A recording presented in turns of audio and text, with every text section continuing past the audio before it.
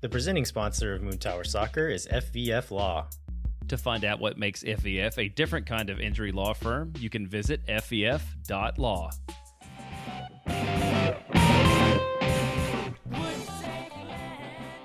Hello, friends, and welcome to Swoontower Soccer. Oops. Wow. Did it wrong. I'm Steph Cragnola. And I'm Mike Cragnola. And we are all about the boys. That's right. We have got 3 matches to talk to y'all about. Home loss to Vancouver that we did not attend. Nope. And then a loss to Toronto, which we did attend. Yep. And then a draw at LAFC, which we also did not attend. No. But first, we're going to start off. We did miss the Labor Day weekend match against Vancouver because we were off gallivanting across the country. But I'm most upset that we missed Angelica. Yeah.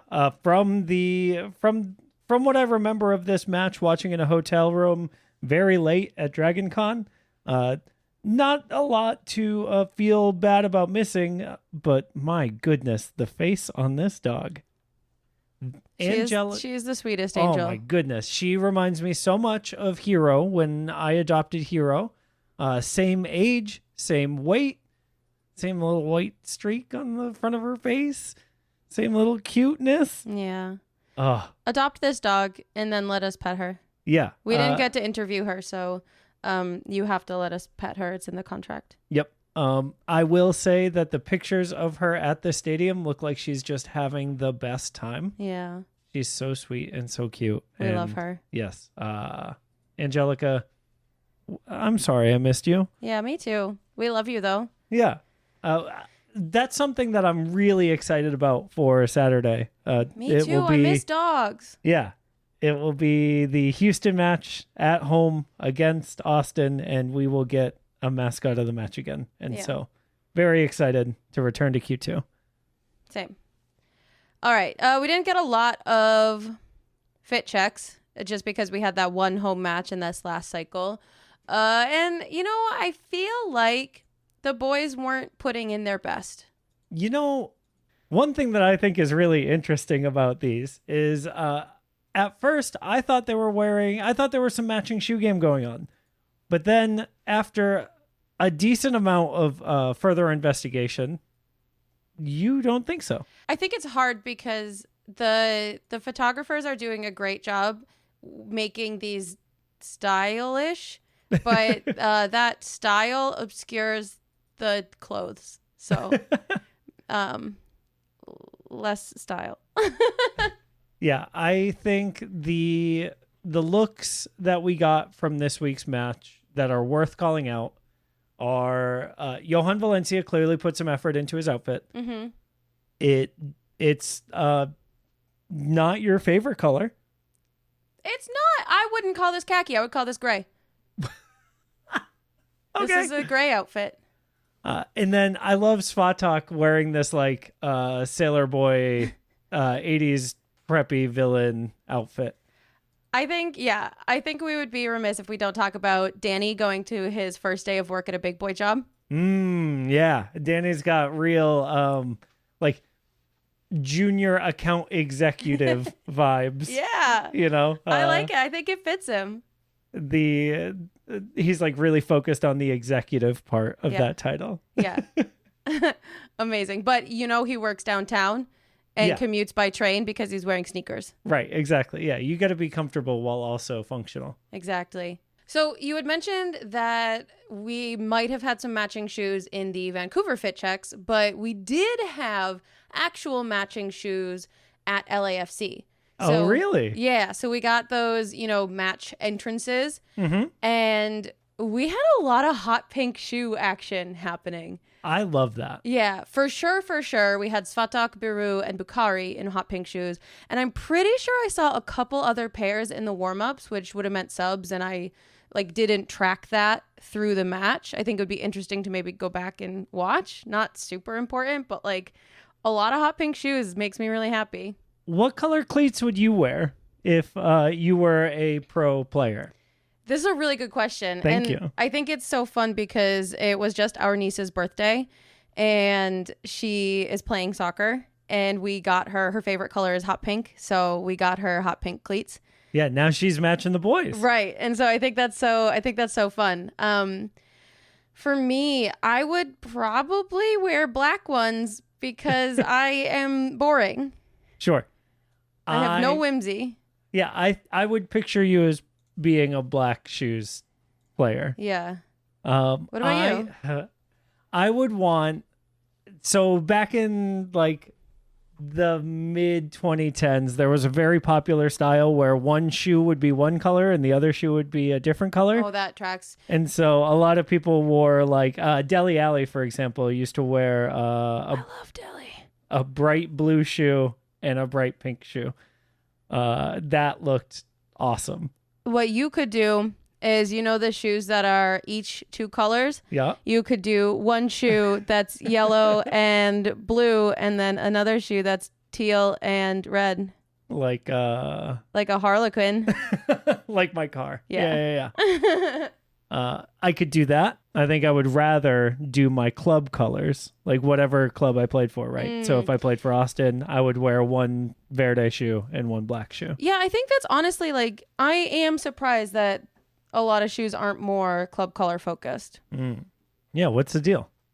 What is the deal? I have one other thing to say. Yeah. What is going on? I guess it's a thing to ask. What is going on with Jean's hair? Oh, yeah. Were you a fan of the braids?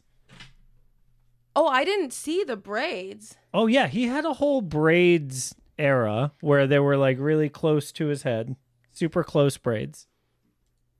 And then he moved into, he's back in that long ponytail. I really like Jean with a high bun. Like that high bun, short top, shaved sides. This half up, half down. I am curious to know what you all think of it. What do y'all think of Jean's hair? Yeah, I have a hot take that I think Jean's hair was best when it was short. Yeah. Like year 1, year 2, good hair. As it's gotten longer, I think he suffers from the same problem that I do of having a very high forehead. And when your hair is pulled back like that all the time, it makes it look even higher. Interesting. Yeah.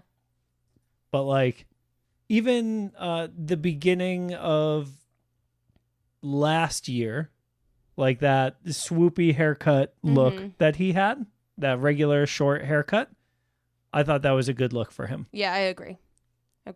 But, nothing beats when he had the platinum. Yeah. Nothing beats the awesome bad guy platinum blonde era. I really love that. Jean, if you're listening, don't be afraid to go back. Yeah. Okay, so let's go into match moods. Some of them, I guess. We're not really going to talk about Vancouver because we weren't there and also didn't enjoy watching it. Yeah, I heard the mood was sour. And so that takes us into Toronto, which normally we don't have a ton of match moods for because normally an away match is not something that we have as much insight into, right? Mm-hmm. But this time. Yeah. I'm going to start with my match mood, which was severely hampered by having to walk 700,000 stairs high of stairs. Yeah, I will say that I was surprised at how tall Toronto has gotten in that like away section. Yes. So they've added a new like third level to one side of the field. Yeah, so you go up 3 levels of stairs. Yeah. And then you're on the concourse to go up 96 more steps. Yeah, because their third level is massive. There's so many seats up there, and they go so far into the air. And they were so empty. Wow.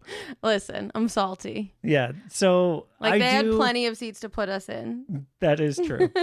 I do want to say that I thought Toronto did a really good job of combining a bunch of event nights to fill up the stadium more than otherwise, right?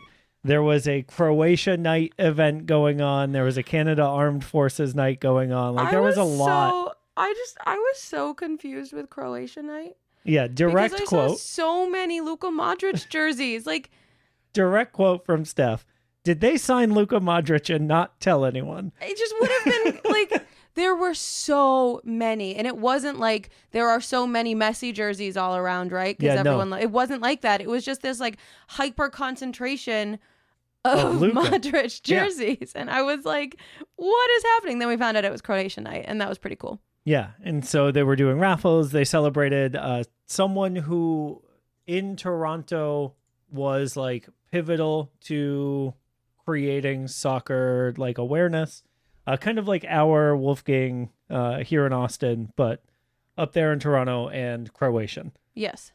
And so that was really cool and fun. And then the match started. Yeah. Well, also right before the match started, they had a bird. And that we can't even say that bird's name on this podcast. Oh, yeah, because our dads would bleep it out. But look it up. Yeah, the mascot's name is, and that's ridiculous. Yeah, I can't believe you would name a bird that. Honestly, it's so like mean. Like that poor bird. Maybe it matches, but like, yeah. I mean, maybe, but like, come on. All right. So in the match.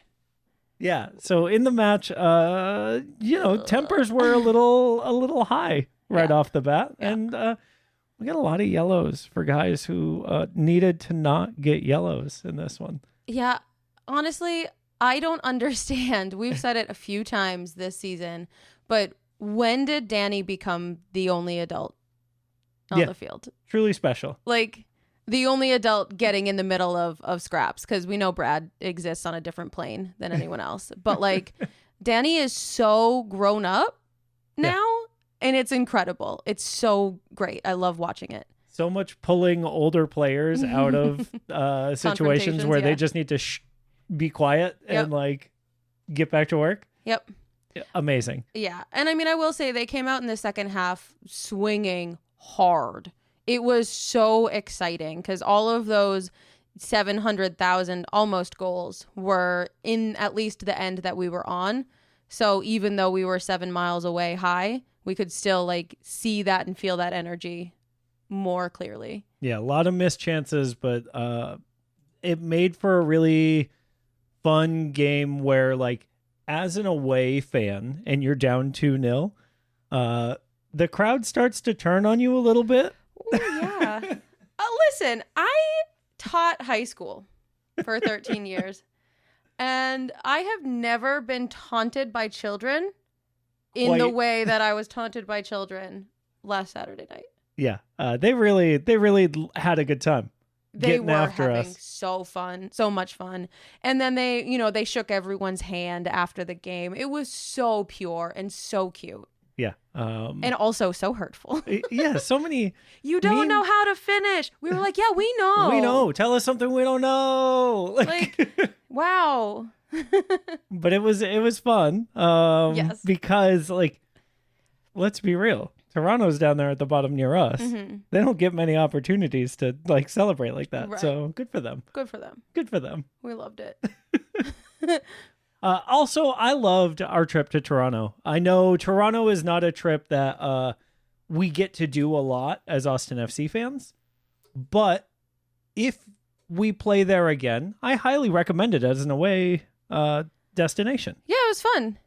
Especially, I mean, for us, we got to go out to Stratford Fest and watch a couple shows. And if you are of the theater variety, if you are a theater, yeah. I don't know if it's just us that loves like watching Shakespeare plays and then seeing soccer matches, but if that sounds like you also, it's a really great double trip. Yeah, we did realize that this was the second time this year that we had seen 12th Night and a Shakespeare and a Austin FC match away. Yep.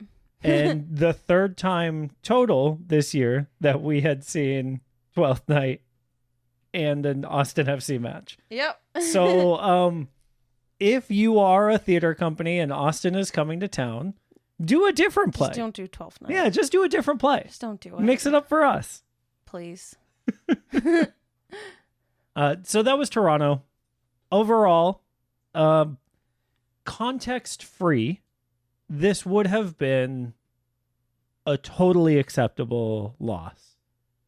given where we are in the season, it was a real gut punch. Because we really need these points. Yeah. Well, we got 1 point last night, so let's talk about that. Yeah. We also got confirmation that Alexander Svatok is a real soccer player. He's not just a figment of our imagination. We didn't collectively dream him. Yeah. He doesn't still live in Ukraine. He is here for our team and wears our jersey. Yeah. You know who else was there last night starting, who hasn't been in a little while? Yeah, who's that? Julio Cascante. That's right. I'm just saying, when he came in Toronto, we got better. We didn't get any goals on us in that half that Julio was out there. Yep. And in the first half of last night as well, Julio was out there and we didn't get any goals on us. So I'm just saying it's science. Yeah, we won't. Yeah, we'll leave Moontower to do the tactical review of what happened on that. Yeah, that purely goal. vibes. Yep, we're only going to cover the vibes. We're only covering the vibes. And those vibes were two halves in different games of good. I do want to shout out, cameraman doing the Lord's work, getting Julio and Olivier Giroud in the same shot for like a solid 30 seconds, to the point where even Julio's wife shared that clip out. I know she was sharing it out probably solely for Julio, but like, I mean, maybe. She did write Mon Amour on it. Yeah, that is categorically French. Yep. She didn't write Mi Amor. Yep. So who knows? It was like the best 30 seconds of television all year. Nope. The best 30 seconds of television all year was a counterattacking play where Bukhari passed it to Hader Obrian, who took his time, didn't panic, and just slotted it home. What a goal. Amazing goal. Just like we all knew at the very beginning of the year, Hader Obrian, leading Austin FC goal scorer. We all knew. We all knew it was going to happen. Yep. And then it did. Sure did. It was also nice. Another nice little moment in that match was when the commentators gave a little shout out to Moontower Soccer. Yeah. Max Bretos called out his friends, Landon and Jeremiah, on Moontower Soccer. Good so for him. Wholesome. Yeah, I really liked that. Yeah. That's our dads. What do you say we take a break? Let's take a break. Swoontower Soccer is brought to you by our friends at FVF Law, the official injury lawyers of Austin FC. FVF is a different kind of personal injury law firm dedicated to community, transparency, and client education. And they have their own podcast called Summary Judgment. Check it out wherever you get your podcasts. You can go to fvf.law to find out what makes FVF a different kind of injury law firm and why understanding your legal options can dramatically change the outcome of a case. Our premier sponsor is McGuire Woods Consulting, helping clients in the public affairs space from lobbying at the local, statewide, and federal levels to digital and communications campaigns across the country. McGuire Woods Consulting has offices in 10 MLS cities, but only advertises on this podcast because we're the best team in the world. Regardless of the standings, forever and ever and always, amen. Contact our friends at McGuire Woods Consulting at mwcllc.com for more information. All right, getting into the Celly ratings from 2 goals that we had in the last cycle. Yep. The first one, of course, Toronto. Owen Wolf has an absolute banger of a goal, and like a true professional, keeps his head down, runs back to the center circle, waits for the play so that we can hopefully get that second goal. Yeah. I love watching Owen play soccer. Yeah, he's very good at soccer, and he's fun to watch. I don't love his goatee. Oh, gosh. But I love watching him play soccer. We should probably talk about that now instead of waiting for social media, because the midweek interview about his goatee was so awkward. Because, like, obviously everyone's asking him about it as journalists. He was the player that was featured, right? And, like, Owen's not a talk to me about my facial hair guy. Owen is what is the most media training answer I can give you? Honestly, it feels like, I don't know, asking anyone under the age of 40 to explain their facial hair, it just feels mean. It's a bad goatee and he's a child. It's a 19-year-old goatee. Right, that's and what I mean. Everyone was respectful about it in the thing, right? But his only quote, and he hit this probably 4 or 5 times because everyone asked him about it. His only quote on it was, growing it out for fun, seeing how it looks, probably going to shave it soon. Poor Owen. And if anyone asked me to defend any of my hair choices before probably 35, I don't know if I could have, let alone my facial hair choices. Every once in a while, shave your chin, but only your chin, and then leave all the rest of your facial hair. So it kind of does this over under look. Why would you ever do that? Well, I don't know, because I'm a dummy. Here's my thought. Here's my read on that press conference situation, or that whatever you call it, media availability. What it seems like to me is everyone trying to be Swoontower. That's what I'm getting They from like the that. bit, and that's fine. Yeah. It's a good bit. Yes. LAFC, O'Brien's goal, Celly.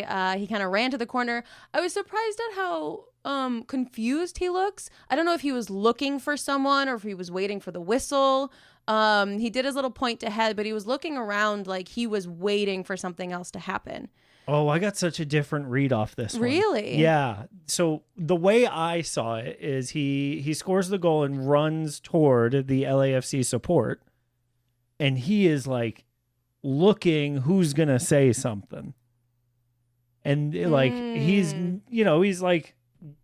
being the away villain, because then he turns around and shows the back of his jersey to everyone to let them know who scored. And then he taunts the grass.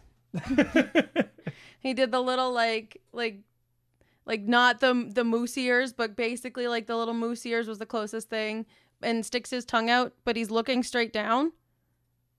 It was wild. What's your score on it? 7.5. Wow. You were so mid on your description of it. Yeah, I know, but then he taunted the grass. Sure. Okay. I like this goal because I like it when we're the bad guys. I don't like it when the opposing team does it to us, but I like it when we do it to the away fans. And so I'm going to give it an 8. That tracks. Okay. We're on to our social media standouts. Yeah, we got a lot this week. We got a decent amount. I think that the club is aware of lulls in the amount of games, so they give us extra content to make up for it.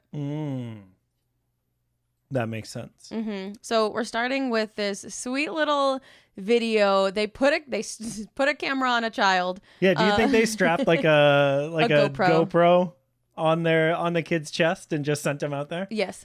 That's absolutely. amazing. That's what I think they did, because they sent the little Anthem kids out, and we followed them, and they were so cute. Yeah, it's such an adorable little video. They're all hype in the media room beforehand, and then they get to go out there on the field, and it's a cool perspective that I've never seen before. Yeah, I agree. I thought it was really clever. Yeah, great work. Speaking of great work, oh my gosh, we got some Say by English content with the EAFC 25 ratings preview, where all the players, before the game comes out, everybody gets their ratings for the new video game. Yep. And so most clubs do a little bit of content like this, where they show their players their ratings, or they interview each other and see where people think they should be. Mm-hmm. What I learned from this video is that Seba and Bukhari are very aware of what their ratings are, and very aware that they are hit hard in these on the games. Mm-hmm. Fascinating. My favorite part of this whole video is Brad. Oh my goodness gracious. Brad needs to be in every single piece of content, just like as team translator / dad. Like the way he was, what was it? Reflexes. Oh yeah. And Quickness. instead of trying to like, redefine it, he just like charaded it out for Seba. And it was so cute. And then at the end when he was like, oh, everyone's happy. And he just like points at himself and points up, which agreed. Yeah, honestly, 68 is insulting. How dare they? But yeah, it just was so pure. And like, I love that. Yeah, same. I think it's a really cute video. I think showing more of Mikael Dessler as well is always a good thing. I know Landon, our Moontower dad, is very happy about anytime Mikael is mentioned or visible. Can't blame him. Yeah. Super excited. Great video. Good work. Agree. Also, I want to shout out the club. In the past, I think their Hispanic Heritage Month work hasn't been as good as it could be. And I think this year they're doing a really good job. They're highlighting a bunch of like important Hispanic community members in a lot of their coverage, right?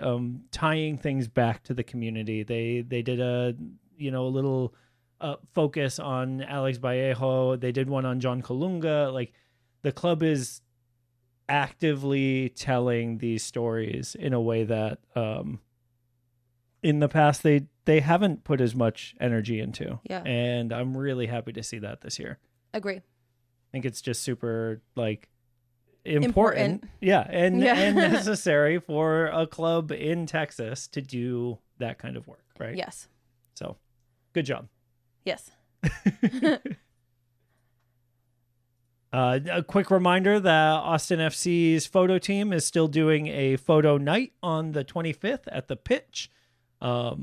We will put a link to that in the show notes so that if you are around Wednesday, September 25th, 7:30 to 9:30 at the pitch, there will be a bunch of recent work videos and photos and stuff like that at the pitch for Austin FC photographer, like features basically. So go show love to the photo team. We love them so much. We do.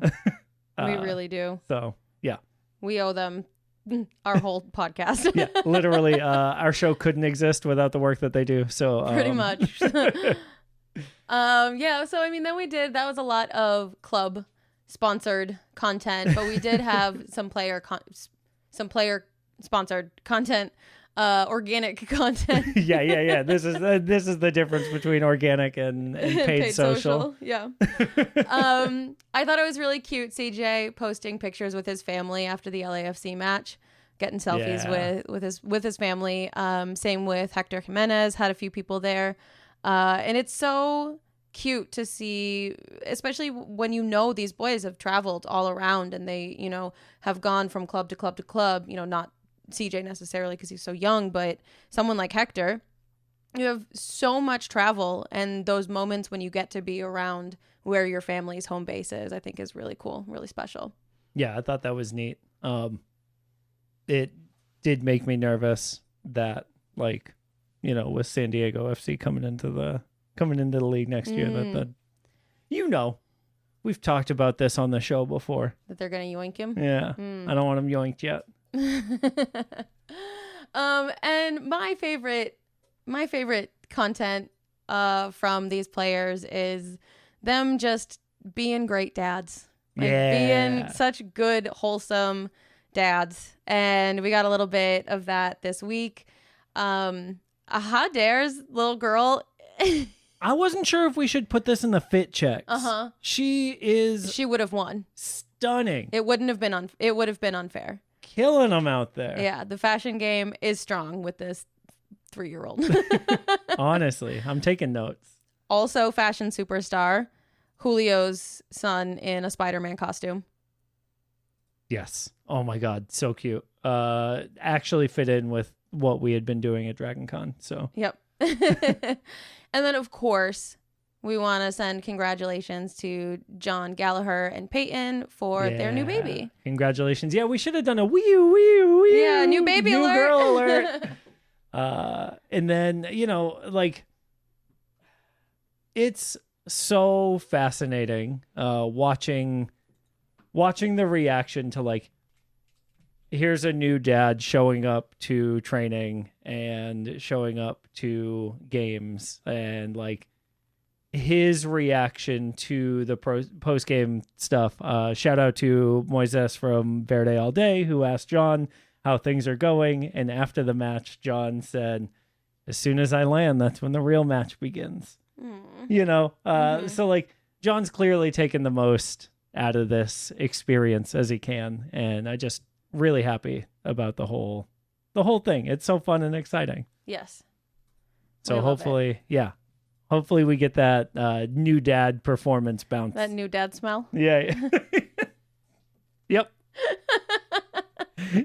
Yep. The man of my jersey this week is Owen Wolf. Nice. Yeah. Again, I really love watching that child play soccer. I think he's really good at it. Yeah, he's super good at it. It's super fun to see him. So good choice. Yeah, thank you.